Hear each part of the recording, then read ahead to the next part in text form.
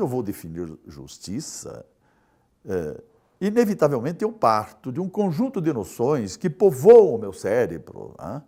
E que podem ser definidas como isso, como um sentimento de justiça. A discussão sobre justiça é feita segundo uma concepção idealista, que trabalha com uma teoria de consenso, como se o direito exprimisse um consenso social. Esse tipo de análise idealista, consensual, né, se dirige para o direito, quer dizer, a justiça como a realização prática, concreta, histórica do direito. Então, nós aí estamos colocando a ideia de justiça como vinculada à jurisprudência, quer dizer, como se fosse o produto normal da atividade do Poder Judiciário.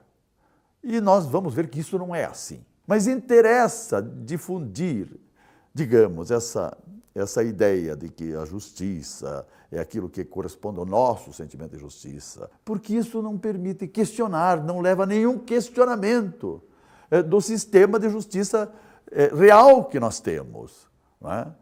E para questionarmos esse sistema de justiça, nós temos que adotar uma outra perspectiva, abandonar essa visão consensual, não é?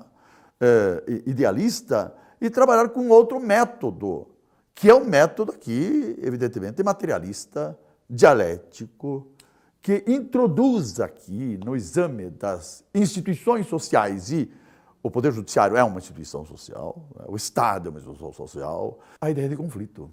Vamos trabalhar aqui, então, com a teoria do conflito, porque somente essa teoria do conflito pode nos dar a ideia ou a dimensão do que seja a justiça na sociedade capitalista. E, portanto, estamos falando aqui já nisso que nós entendemos como uma justiça de classe. Em que contexto histórico? No Estado capitalista, no qual vivemos. E falando do Estado capitalista, que tem uma estrutura de classes, evidentemente. A relação das classes é uma relação de luta de classes. Uma luta de classes entre os proprietários dos meios de produção e a força de trabalho. Isto não existe somente como uma relação econômica. Existe, na realidade, como uma relação de poder, de dominação, como uma relação política, de dominação dos proprietários do capital sobre os assalariados, que para sobreviverem precisam vender a única mercadoria que eles possuem, que é a força de trabalho, ao preço do salário. Então temos uma relação econômica, que é também uma relação política, de poder, ao mesmo tempo, que existe e se reproduz sob a forma jurídica do direito. Não pode pensar o direito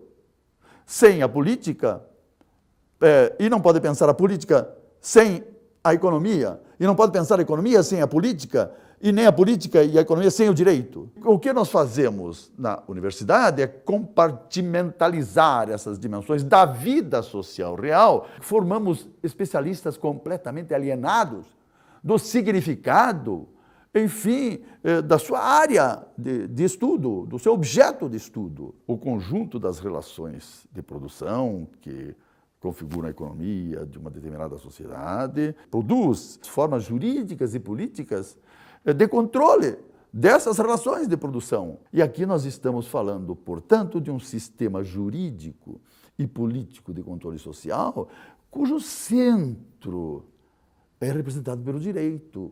Mas que direito que é esse? É o direito burguês. Esse é o direito do capital. O que significa direito burguês, o direito do capital? Significa que os interesses e as necessidades das classes dominantes, as classes capitalistas, são institucionalizados no direito e garantidos pelo Estado capitalista, pelo poder político do Estado, como são os valores jurídicos. Esses valores jurídicos do direito correspondem efetivamente aos interesses das elites econômicas e políticas de poder, mas não correspondem aos interesses das classes trabalhadoras, e muito menos dos segmentos marginalizados da sociedade. Perguntamos sobre o sentimento de justiça das classes hegemônicas, esse sentimento de justiça corresponde efetivamente ao funcionamento do sistema de justiça que nós temos, quer dizer, o funcionamento do Poder Judiciário.